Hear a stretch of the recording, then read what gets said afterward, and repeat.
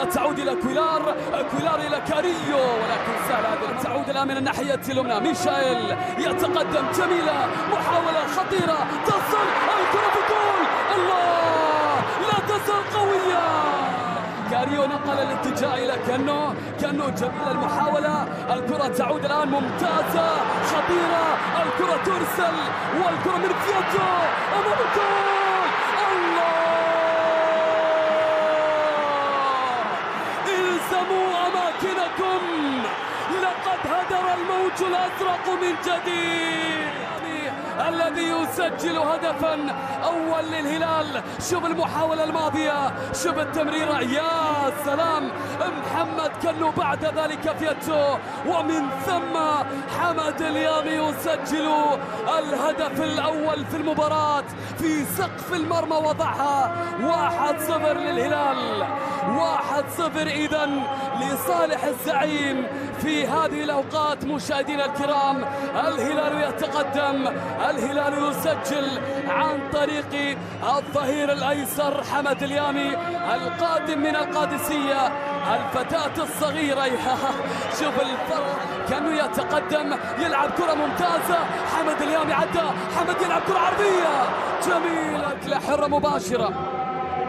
ميتريتا يلعب كرة جميلة جدا ذكية، محاولة، فوزير يصوب، هو ينتظر، يحاول، يلعب كرة إلى فياتو، جميلة، محاولة، سالم الدوسري، تسديدة، محاولة، تعود الكرة خاطئة للرائد دوكوفيتش أمام الجول. برازيلي، وكان أحد النجوم اللامعين مع فلامينغو. هنا ميشائيل، هنا التقدم، هنا العرضية، وهنا الكرة التي كانوا يلعب كرة. ميشائيل تقدم، البرازيلي دخل، لعب كرة خطيرة جدا، ولكن الكرة تتخلص، تعود إلى سالم، ممكن يمر، يحاول سالم الدوسري، يلعب كرة والجول. خطيرة جدا، خطيرة. دائما ما يكون له كلمة في قادم الأيام. محاولة خطيرة للرائد أمام الجول. الله، رائد التحدي يرفض أن تنتهي المباراة، يلمسها. شوف الكرة، هذه المرتدة السريعة، جوليو تافاريز، يا لا من كرة لرائد التحدي على طول. الكرة العرضية بالراس، صعبة على المعيوف، صعبة يا عبد الله.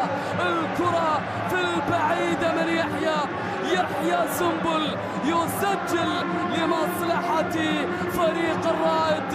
1-1 إذن، تعادل في هذه المواجهة. الرائد لم يتقدم طيلة الشوط الثاني، ولكنه سجل وكسب الأهم إلى حد الآن في توقيت صعب جدا للفريق الريداوي.